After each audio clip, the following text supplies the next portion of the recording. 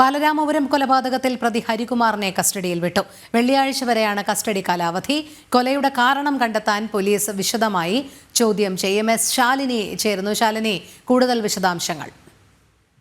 രോഹിണി, ബാലരാമപുരം ദേവേന്ദു കൊലക്കേസിൽ പ്രതിയെന്ന് ഇപ്പോൾ നിലവിൽ പറയപ്പെടുന്ന ഹരികുമാറിന് ഇപ്പോൾ പോലീസ് അല്പസമയം മുമ്പാണ് കസ്റ്റഡിയിൽ വാങ്ങിയിട്ടുള്ളത്. അല്പസമയത്തിനകം ബാലരാമപുരം സ്റ്റേഷനിൽ എത്തിച്ചതിന് ശേഷം വിവിധ സ്ഥലങ്ങളിൽ തെളിവെടുപ്പിനായി കൊണ്ടുപോകും എന്നുള്ളതാണ് നമ്മൾ മനസ്സിലാക്കുന്നത്. രാവിലെ 11 മണിക്ക് ആദ്യ കേസിനോടമാണ് കേസ് പരിഗണിക്കുകയും Neyyattinkara first class judicial magistrate കോടതി ഇപ്പോൾ ഇത്തരത്തിൽ കസ്റ്റഡിയിൽ വിടാനുള്ള കസ്റ്റഡി അപേക്ഷ പരിഗണിച്ചുകൊണ്ട് കസ്റ്റഡിയിൽ വിടാനും നടപടി സ്വീകരിച്ചിട്ടുള്ളത്.